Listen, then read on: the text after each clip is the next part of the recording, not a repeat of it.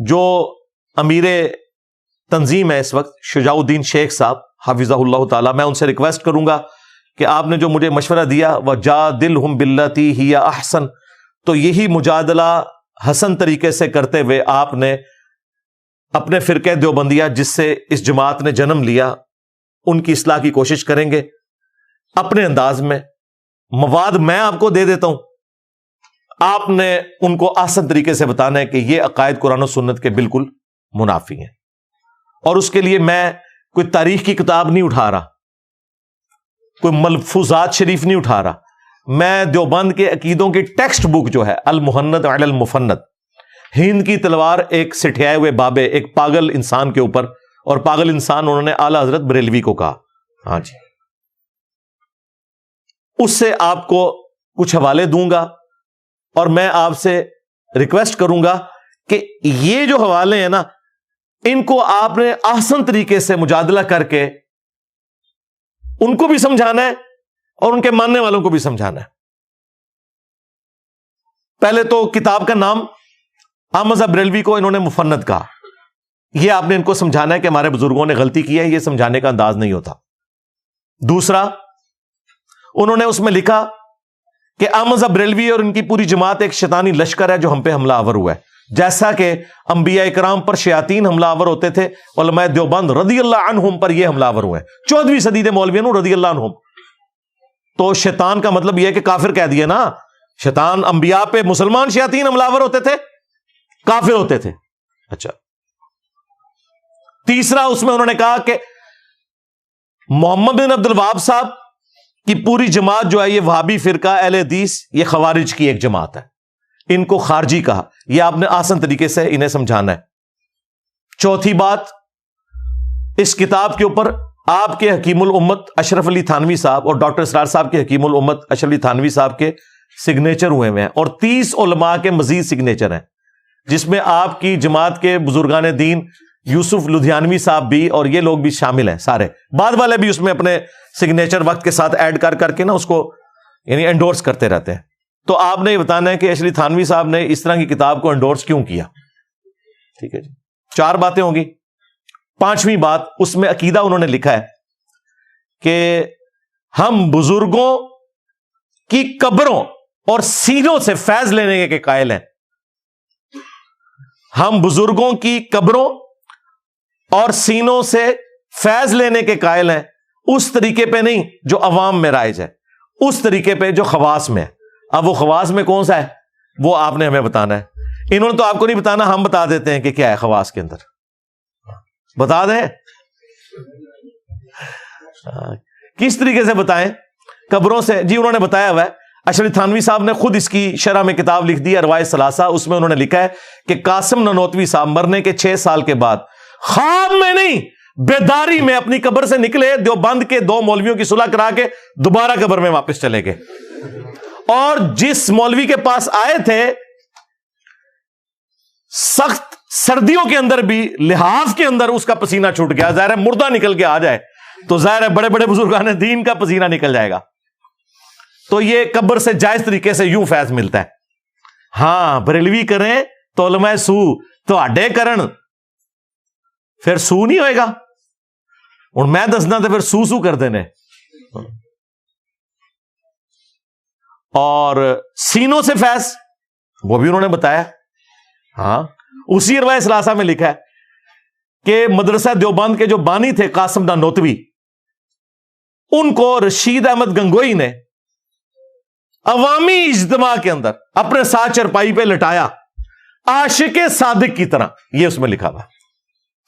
اور پھر ان کے یہ سینے کے بٹن کھول کے سینے پہ ہاتھ پھیرا. جو آپ سمجھ رہے ہیں وہی کچھ ہو رہا تھا. ہاں کیونکہ قاسم نانوتوی صاحب نے یہی سمجھا. ان کا میاں لوگ کیا کہیں گے، یعنی آپ یہ جو حرکتیں کر رہے ہیں لوگ کیا سوچیں گے، آپ یہ کیا کر رہے ہیں.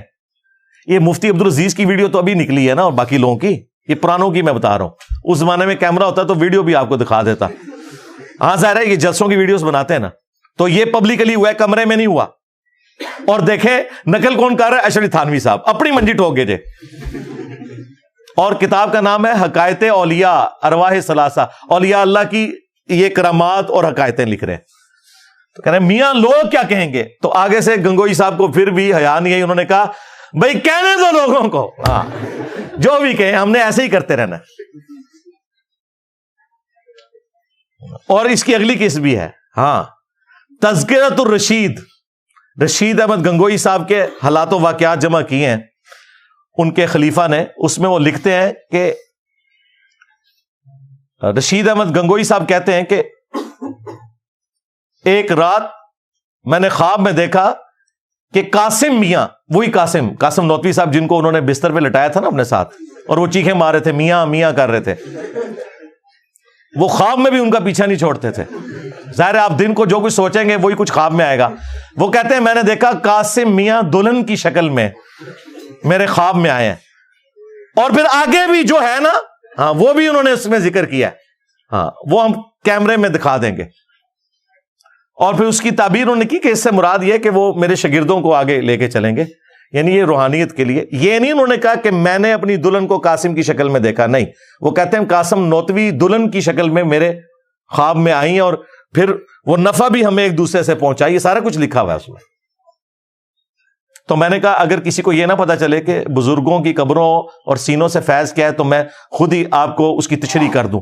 ابھی قرآن و سنت کی روشنی میں اس کا پوسٹ مارٹم چھوڑ رہا ہوں، جو میں نے کہا میں چھوڑ دوں گا، وہ میں قرآن و سنت کی روشنی میں جو پوسٹ مارٹم ہے وہ چھوڑ رہا ہوں. فی الوقت یہ کہیں سے بھاگے نہ، میں آپ کو وہ ساتھ بتا رہا ہوں. یہ 5 باتیں ہو گئی.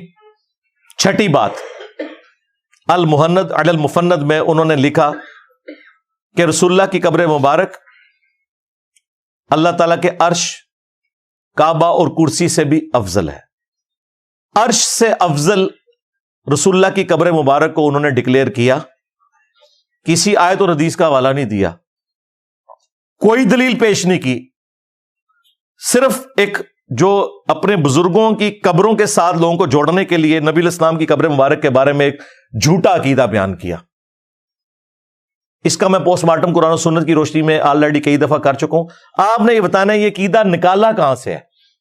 تو آپ کو یہ کہیں گے کہ اصل میں نا انسان کی جو قبر کی مٹی ہے اسی سے اس کا خمیر اٹھایا جاتا ہے. تو بیسیکلی نبی الاسلام قبر مبارک میں جس جگہ آرام کر رہے ہیں نا، تو وہ مٹی آپ کے جسم کا حصہ ہے، اور رسول اللہ جو ہیں وہ اشرف المخلوقات ہے، اس لیے عرش بھی ایک مخلوق ہے، تو نبی الاسلام عرش سے افضل ہے. نہ دھوکہ دینا بند کرو. انہوں نے کہا وہ حصہ زمین جو رسول اللہ کے ساتھ ٹچ ہے، رسول اللہ کو انہوں نے افضل نہیں کہا. وہ کہتے نہیں اس میں سے نکلا ہے، تو اس میں سے اگر نکلے ہیں تو حضرت ابوبکر عمر بھی پھر اللہ کے عرش سے افضل ہوئے، کیونکہ وہ مٹی تو کٹی ہے وہاں پہ. اور آخری بات، نبی الاسلام کی قبر مبارک کا کوئی حصہ آپ سے ٹچ ہی نہیں کیے ہوئے، کیونکہ مسلم شریف میں حدیث ہے کہ نبی الاسلام کو دفنانے سے پہلے قبر مبارک میں سرخ رنگ کی ایک چادر بچھائی گئی تھی تاکہ وہ مٹی نبی الاسلام کے جسم میں عطر کو ٹچ ہی نہ کرے. بیسیکلی شیطان انہیں پٹی پڑھاتا ہے. انہوں نے الرحمن علی العرش استوى، رحمان اپنے عرش پر مستوی ہوا جیسا کہ اس کی شان کے لائق ہے. ہم نہ جہمیہ ہیں نہ مجسمہ ہیں، جیسا کہ اس کی شان کے لائق ہے. وہ ہماری رگے جان کے بھی قریب ہے جیسا کہ اس کی شان کے لائق ہے. تو اس کے ایکویلنٹ انہوں نے قبر رسول کو کھڑا کیا. یہ پیچھے ریزن تھی، نبی علیہ السلام کی بات نہیں ہو رہی. 6 چیزیں ہوگی. اور 7واں بھی عقیدہ انہوں نے لکھا کہ نبی علیہ السلام کی قبر مبارک میں زندگی کو ہم دنیا کی سی مانتے ہیں.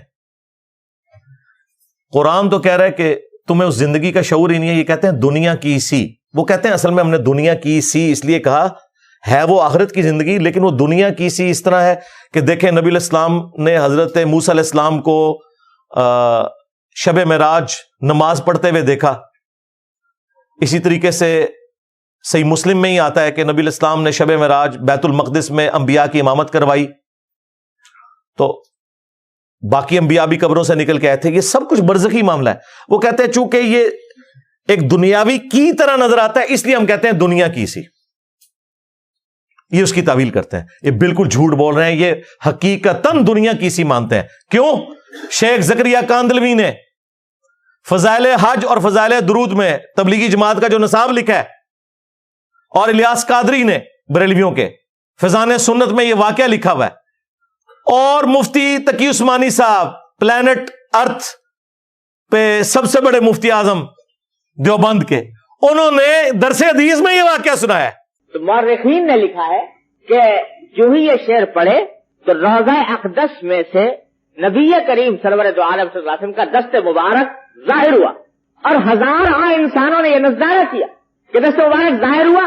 احمد کبیر رفاعی رحمۃ اللہ نے دست مبارک کو بوسہ دیا اور دست مبارک پھر واپس کرے. اتنا عظیم الشان واقعہ ان کے ساتھ پیش آیا, اور یہ مورخین نے متعدد تاریخوں میں لکھا ہے, اور لکھا ہے کہ ہزارہ افراد کی موجودگی میں یہ واقعہ پیش آیا. اندازہ کرو درس حدیث ہو رہا ہے کہ نبی علیہ السلام کی وفات کے 550 سال کے بعد 555 ہجری میں شیخ احمد رفاعی صاحب جب قبر رسول پہ حاضر ہوئے, انہوں نے نعت اشعار کہے, تو نبی علیہ السلام نے قبر اطہر سے اپنا ہاتھ مبارک نکالا, خواب میں نہیں بیداری میں, اور کہتے ہیں 90,000 لوگوں نے اس منظر کو دیکھا, اور ان منظر دیکھنے والوں میں شیخ عبد القادر جیلانی کا نام بھی ذکر کیا جاتا ہے, اور شیخ احمد رفاعی نے چوما.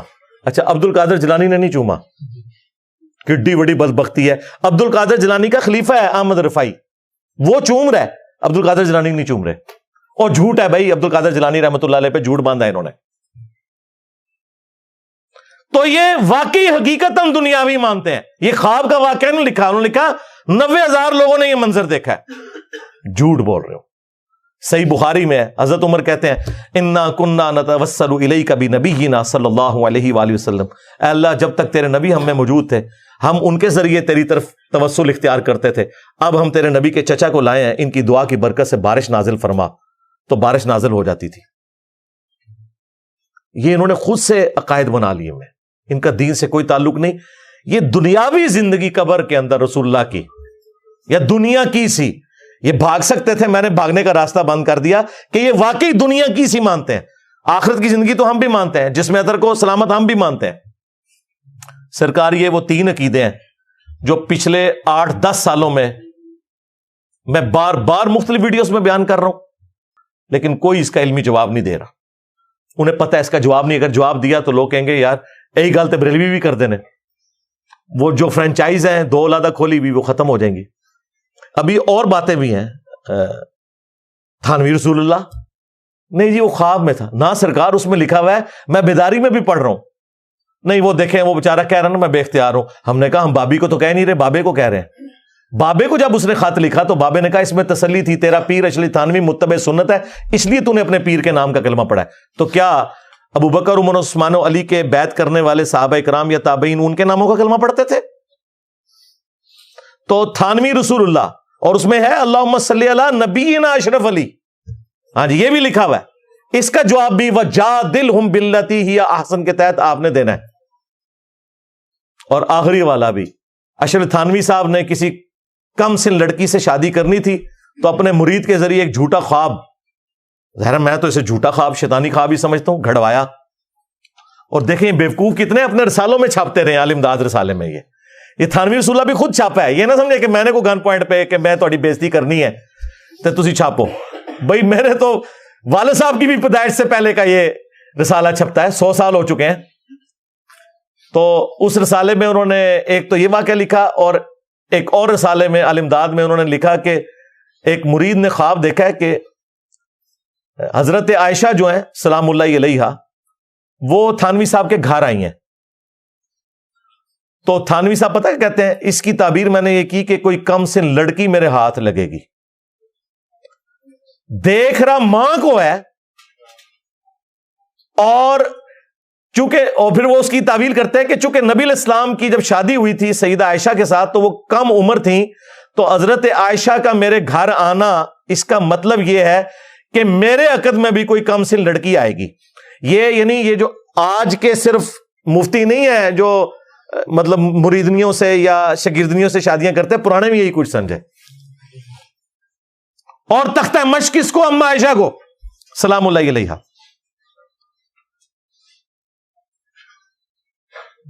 اور باتیں ہمیں کرتے ہیں. کیا یہ گستاخی نہیں ہے؟ یہ شیطانی خواب نہیں ہے, جھوٹا خواب؟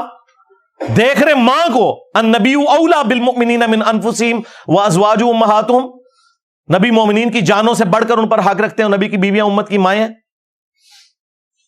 اور کام اپنے سیدھے کر رہے ہو، تو دیکھو پھر اللہ نے کتنی بڑی بلا تمہارے اوپر چھوڑ دی ہے. ہاں میرے نبی عیسیٰ ہے ہی کوئی نہیں، تیرے بابے تھے شے ہی کوئی نہیں.